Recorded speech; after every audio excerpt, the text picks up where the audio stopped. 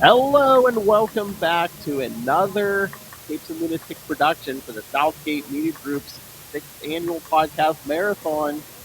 I'm doing Comic Capers, so you should know me. I am Phil, and my regular co-host is the other one. I'm throwing new shows with different co-hosts. Every time I call Comic Capers, you get the Lilith Hellfire. There she is. Hey, it's old lady Lilith Hellfire. But we couldn't make her too completely comfortable, so she's doing some Marvel Cosmic that's not exactly her wheelhouse, so. Gotta love it. Waka waka waka. But egomaniac that she is, she had to pick her own. So what did you pick? Shh! You can't tell that. The others might hear. Everyone knows you're my favorite. Okay. Philip! We are doing Silver Surfer 123. So can you tell me why you picked that one? Well, it's kind of a joke that I don't really like Marvel Cosmic or like Mystic Heroes, and Quasar the very, very least of it all. Oh yes, I offered a Quasar out, and she threw that idea right to the ground. So we're doing this instead. Okay, yeah, because I was looking for a synopsis. Again, there weren't any, but again, we don't have a ton of time. But so no, this is Silver Surfer returning to the Earth in the aftermath of Onslaught, because it's a 90s book, December 1996. Yeah, and this was actually in preparation for his short-lived cartoon series. Yeah. If you didn't know that, yeah.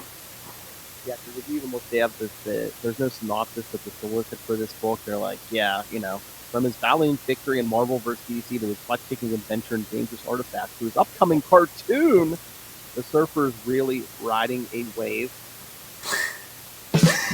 Oh, how much more comic booky can you get? But also, this is written by J.M. DeMatteis, so I thought that, And George Perez. Yeah. Yeah. So it's kind of like, wow. Yeah, friend of the show, J.M. DeMatteis, yes. I didn't even think about that until I started rereading it again in preparation for this, and I was like, oh, yeah! Yeah, it had been many a year since I read this, so yeah, when I read it, I was like, oh, yeah, J.M. DeMatteis. And then it's like, oh, yeah, Captain Kessler. And then also, I like that they reference, like, Carl Sagan, and I'm just like, that's so hilarious. I know. And then you get the Fantastic Four, because that's actually technically the cartoon that it's spun off from. Well, yeah, I feel like is why they're very deeply connected, but yeah. Yeah, but also it was kind of like a give people the quick Surfer origin, because he goes to Freedom Plaza, supposedly Fantastic Four's dead, but he sees that tape of like his first appearance with Galactus. Yeah. So. And then also, you get the Watcher. Mm-hmm. And then Bounty, which is his first and probably only appearance. There's some weird things in this. Yeah, but it's fun. Like, I like Silver Surfer a lot. So. And also, we also play with that history he has with Alicia Masters. Yes. Yeah. I'd say cover to cover, this is a very 90s tie-in, if you will, kind of thing. Yeah. Like, it is very, very 90s. Like, look at that. Well, again, I mean, look, at this point, Onslaught, the aftermath of Onslaught's affecting everything. Yeah. So I wonder, was J.M. DeMatteis, did he just want to bring the Surfer back to Earth, or was it just like, oh, hey, we just lost the Avengers and the Fantastic Four. Hey. Yeah, I was going to say, it was kind of probably a mandate that you needed something to fill that void. Yeah, we need more tried and true characters, because right now we only got Spider-Man, Daredevil, the X-Men. Everyone else we're like bringing in like new, like these new Thunderbolt characters.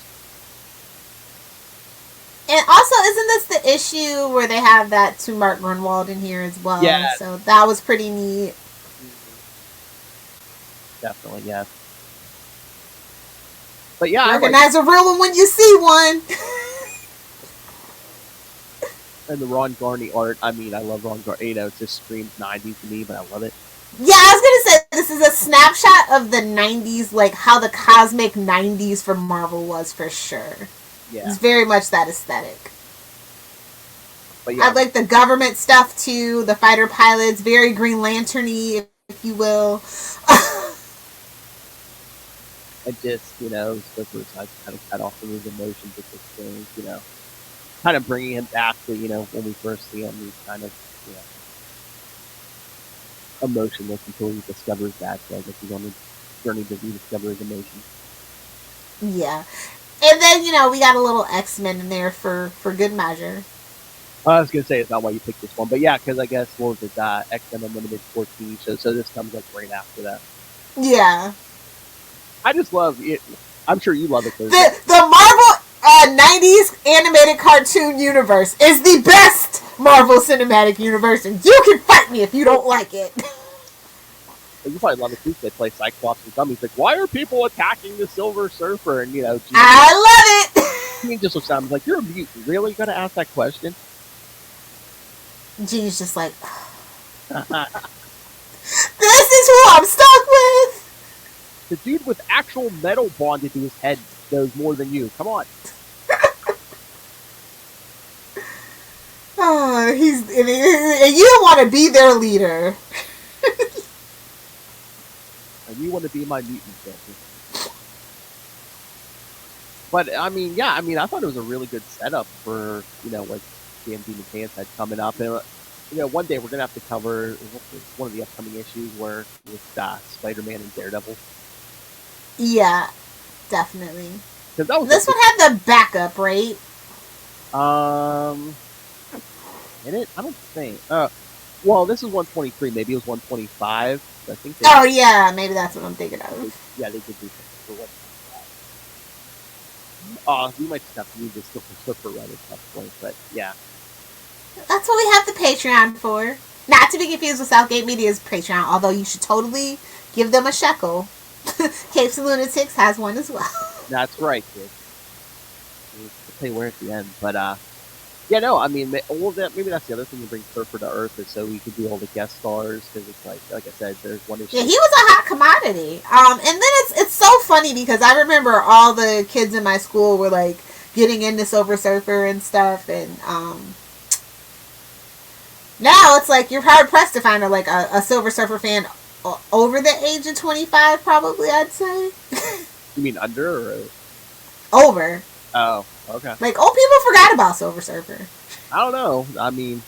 I know he does have, there's one big 90s fan who loves Silver Surfer. The yin to Darkhawk's yang. That figures. That tracks. But, he was hot in the 90s. He even got his own game for the Nintendo. Yep, had it. Yep, it was actually really easy, surprisingly. Like, a lot of the Marvel stuff, outside of, like, the Capcom arcade games, they were, like, pretty terrible. But this one was pretty good. Well, and when you there was a code for unlimited lives, so you could just, like, speed through that game, just, like, blasting everything in your path. Exactly. To get the Mephisto. Mephisto. And it's always Mephisto. But yeah, I think that Silver Surfer's cosmic stuff is more accessible than mostly anybody else. So.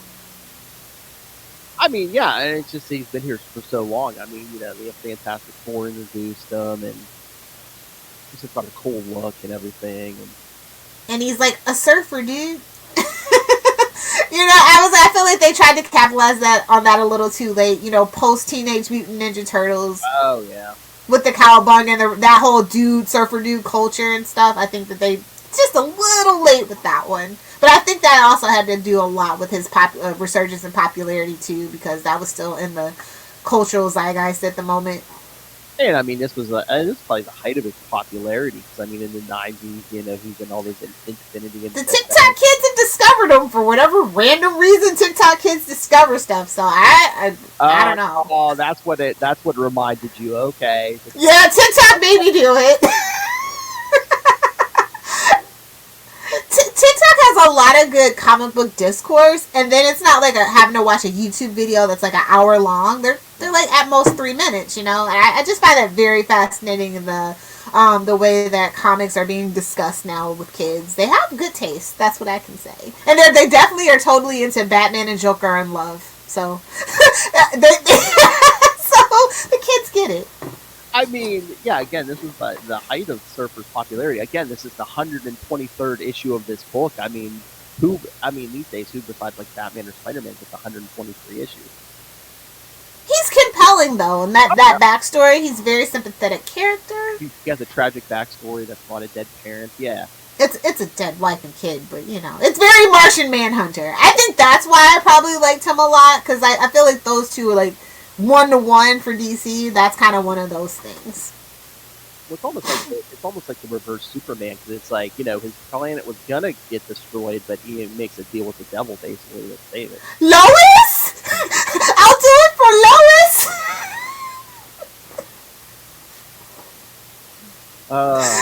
Sorry. Okay. Yeah, he had a brunette too, didn't he? Yeah. See, you people are all about the blondes and the redheads, man. Them brunettes, man. You sleeping on the brunettes. Phil knows. Phil knows what's up. Yeah, I'm thinking on that. Anyway. But yeah, again, the 90s were big for Silver Surfer, especially after, like, how many issues Ron Lim was the artist on there. I think, like, he really, people love that Ron Lim art. And again, he was, like, right in the thick of all those, Infinity Gauntlet, Infinity War, Infinity Crusade stuff. So. Wait, do you know who the letterer was on this one without looking? No, who? Costanza! Yup! If you don't know, that's just one of those things. It's just like, oh. Yeah, man, it's like, he was right. Costanza was right, man. Start dropping subtle hints, man. You can't get them out of your head. Yeah, there's like, I swear, like back in like the 80s and 90s, it seems like, there was a lot of letterers who were doing like double, triple, quadruple duties. Like, well, their pay rates are slightly different, and while it's tedious, you can just kind of get into the flow a lot easier. So I feel like it's one of those things. You see like Costanza or like Janice Chiang, yeah. Oh yeah. Yeah. Oh yeah, god. That's one thing I can say. I really don't know like a lot about the process of lettering and stuff, but I mean, I don't know. I mean, I guess now, like, I definitely don't know the digital process. Oh yeah. But like back then, holy crap! I can only imagine. And it's important because people need to see the words. Yeah. So again, it's not your. So I know Cosmic's not your favorite on Marvel, but Emily, so you like this issue? I loved Silver Surfer for a very long time. Oh, really? Well, I'm a Fantastic Four nerd, so obviously, I think one of the best things that spun out of Fantastic Four by far and large, for sure. Oh, yeah. I like his old stuff. Like his 90s stuff was cool, like a cool like reintroduction. Like they literally call this issue Square One. It's like, getting back to basics, resetting and stuff like that. And that's fun. But like his old stuff, it had like a lot more heart and pathos. Like I just really felt bad for the guy. You just want the best for you just want the best for him. He's like a shiny angel on that surfboard. Angel of Death. For a while, at least, yeah. Yeah. Oh my god, did you... And then, come on, he's tied to Galactus, which, greater than Thanos. Did you see if they had, like, those giant Funko Galactus? They had, like, a giant... I did! Comes with a little Silver Surfer. I was half tempted to, like, buy that and then just, like, buy the Fantastic... I bought my Wonder Woman stuff instead, so... Yeah. The 80th anniversary Wonder Woman stuff, there's, like, I think 15 of them, so, yeah, that's what I spent my money on instead of the Galactus. We're still a few years away, but I wonder if they're going to do something big for Silver Surfer's anniversary. Did they do anything big for Fantastic Four? I don't think they did, so if they don't do anything big for Fantastic... Yeah, I was going to say that, yeah, this was the 60th anniversary. Not really, no, yeah. That's the first family of Marvel, so A, the disrespect. No. And it's like, you're going to be bringing them into the MCU eventually. So it's like, why don't... Are they? Or do they just buy the rights so that nobody else can make another terrible movie? No, I think they're going to. It's just, Wouldn't that be the plot twist of all plot twists? They just, they bought Fox to get the rights so nobody can make more terrible movies, and they don't plan on putting them in the MCU. I mean, did the Fox thing like hurt the brand? Because it's like Fantastic Four used to be a big thing, and like you said, I mean, Silver Surfer spun out of Fantastic Four, Black Panther, who they're making $1 billion off of now, spun out of there. The Inhumans, which we don't talk about, all spun out. God, we don't talk about the Inhumans. Dude, even Charlie Esther will not defend Inhumans, that Inhuman TV series. Yeah, but I mean, it's odd. You spun so much stuff. The Skrulls spun out. We have no Skrulls without Fantastic Four. I love how this degenerated into Fantastic Four is great. I mean, you're not wrong. They are, like I said, they're the first family of Marvel, and they're much like Wonder Woman, are very malaligned and all these things, and it makes you wonder what happened. What happened to the plot of the movie? Literally. Do you think? Well, again, it's like with Wonder Woman, you think some modern writers don't get Fantastic Four, or don't get what makes them great? Reading Life Story definitely makes me feel like they don't get it. Oh yeah. It's kind of hard. Like, I think people don't think that the fans want wholesome anymore, but we do. I'm tired of dark and gritty and backstabbing and being petty. Like, well, all these companies are at their best when you mix it up. Have your dark side, have the lighter stuff, and it all balances each other out. Because at the end of the day, what are the best-selling comic books? Stories with great character dynamics, getting to the human matter of things. Yeah, exactly. I mean, look at Kingspawn. Kingspawn #1. Actually getting back to the roots and basics and getting to know that character again. And bringing in those old people for the old fans and giving it a new twist for the new people that are picking it up. Yeah. I mean, I don't know what they need. They need to do something different with Fantastic. I wouldn't mind a resurgence in Silver Surfer right now, honestly. Because I guess I feel like my problem with Marvel right now is that the MCU is the end-all be-all. It's the touchstone that everybody wants to touch. So it's like, I wouldn't mind having a Silver Surfer movie in the MCU. Just to get a book again. or a 6-episode TV show, because that's the thing. Yeah. Well, that's the other thing. Are they going to wait till the Fantastic Four come out to introduce Silver Surfer? I feel like Silver Surfer, since we don't have Marvel 4, could be introduced in Black Panther 3. Or as a substitute. Or just show him real quick or something in Guardians of the Galaxy. He's out there. No. I want to actually, it's something that I'd watch. Guardians of the Galaxy they're done. They're done. Or even like an end credit scene with him with Galactus like destroying a planet, and it's like, oh yes, who is this? And then once you get to the Fantastic Four, you're like, okay, well here's who this guy is. Here's his origin. Because again, I don't think Silver Surfer ever completely falls out of popularity. So I don't know why. What's the last appearance? I can't remember the last time I saw a Silver Surfer story, or even like a guest appearance or a mention. I really can't. They remember. had the Silver Surfer Black miniseries. What was that, like 2 years ago or something? It was like a year or two ago, and I think he was kind of in and out with some of the Guardians of the Galaxy stuff. But see, I don't read Guardians. Maybe that's why. I mean, yeah, he kind of fell through a black hole in like the Guardians annual, and then he had like a Silver Surfer Black with like 5-issue miniseries. So. Oh, I'll track that down and read it. I didn't read the first one yet. I know Charlie got it. Is he in that new Defenders book? Why are they putting him in all the stuff that I absolutely will not read? And that's the thing, where it's not like his own. Well, here I'm going to double check. Oh yeah, it looks like he might be in that Defenders book. Well, if he doesn't have his own book, where do you put him? It's like, in something cosmic. I mean, Fantastic Four are back on top outside of Life Story, so I mean, it's only natural. Unless SWAT does one Silver Surfer, I don't know. But yeah, he's on the cover of Defenders. Don't make me tweet Dan Slott. Don't make me do it. Why he'll block? He'll just block it. Are